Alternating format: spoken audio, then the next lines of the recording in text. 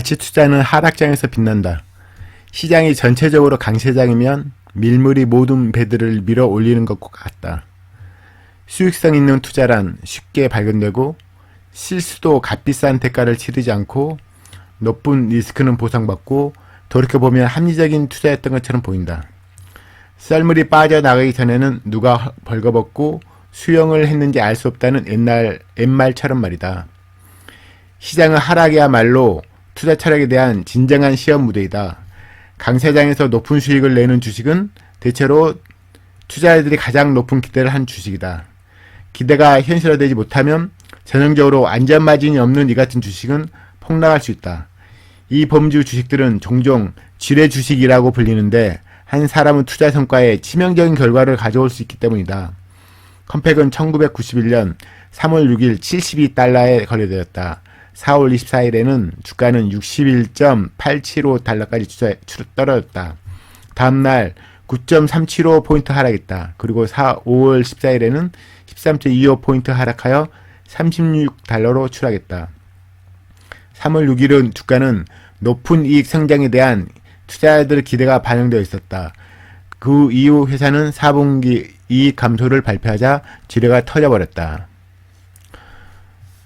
상승장에는 어떤 종목을 사면 올라가니까 그 차이를 잘 못 느끼지만 갑자기 하락장으로 돌아서기 시작하면 비싸게 샀던 사람들은 정말 큰 낙폭을 경험할 수 있거든요. 근데 좀 더 싸게 살려고 노력했던 사람은 좀 더 상대적으로 적은 낙폭을 경험하게 되는 거거든요. 근데 이건 경험을 해보셔야 돼요. 그래서 이제 종목을 좀 많이 초창기에는 많이 사보는 걸 권하는데 한 주라도 사봐서 장기간으로 지켜보시면 이 말이 의미한 바가 뭔가를 알 수 있거든요. 그래서 그냥 책으로 읽는 거로 다 하지 마시고 가급적 많은 종목을 사서 물론 이제 수익내는 목적이 아니라 이제 모니터링 하는 그런 의미로 종목을 살 필요가 있습니다. 그러다 보면 뭐 강세장에는 모든 종목 다 올라가지만 하락장에는 비싼 산 종목은 정말 큰 낙폭을 경험할 수 있겠군요. 그래서 최대한 싸게 사는 게 가치 투자자이다 이런 말씀을 하는 겁니다. 가치 투자자들에 의해 보유되는 주식들은 이러한 높은 기대에 의해 폭등하지는 않는다. 반대로 이 주식들은 대개 기대가 거의 없거나 시장에서 무시되곤 한다.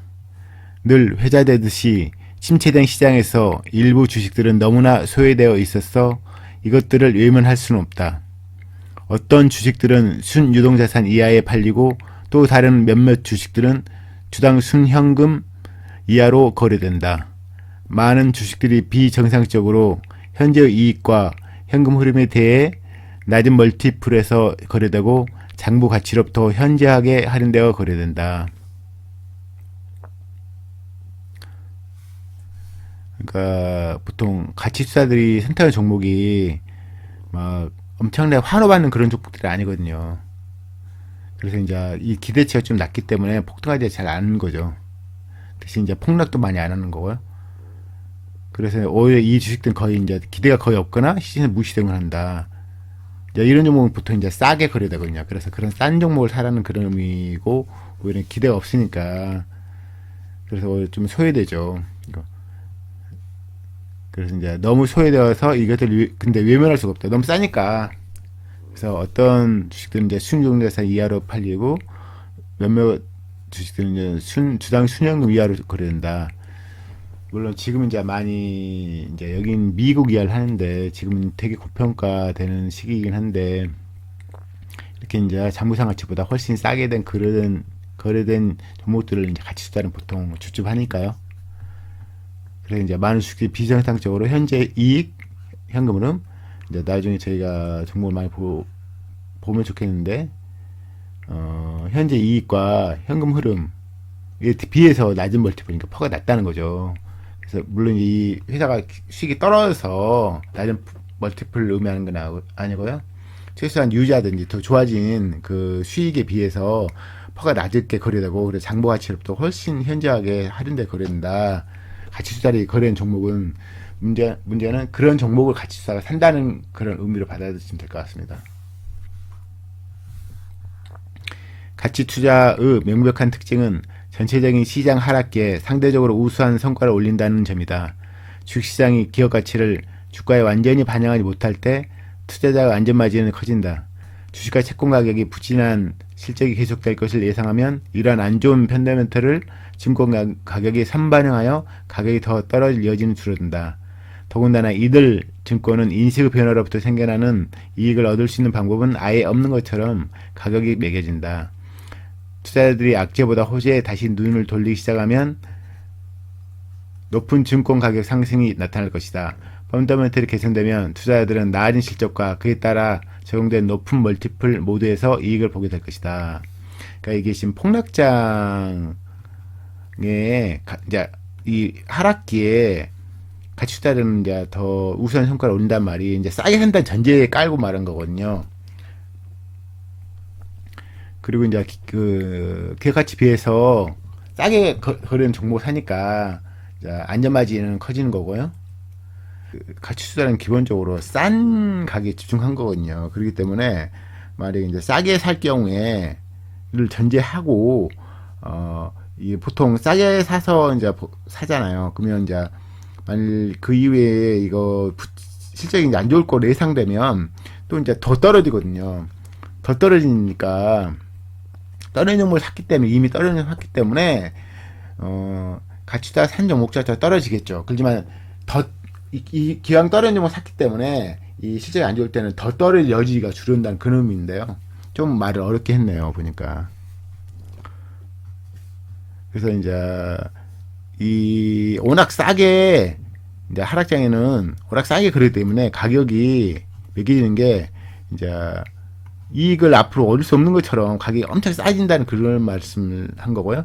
근데 이제 갑자기 이제 악재부터 호재가 다시 나타나기 시작하잖아요. 그러면 증권 가격이 엄청나게 높아진다는 거예요. 근데 거기다가 저희는 보통 실적이 안 좋은 종목을 사는 게 아니라 실적이 괜찮든지 뭐 똔똔 치는 종목을 사는 거거든요. 그래서 근데 거기서 이제 실적조차 계산되면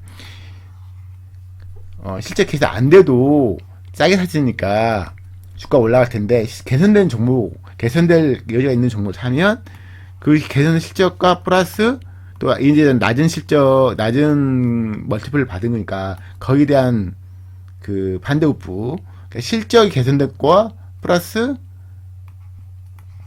낮은 가격에 산 그런 걸 두 가지 다 효과를 받는 거죠. 근데 실제가 개선 안 돼도 싸졌으니까 올라갈 텐데 실적 개선되면 실적 개선된 분과 싸게 산 그 가치 상승분을 둘 다 먹을 수 있다는 그런 말씀을 한 겁니다.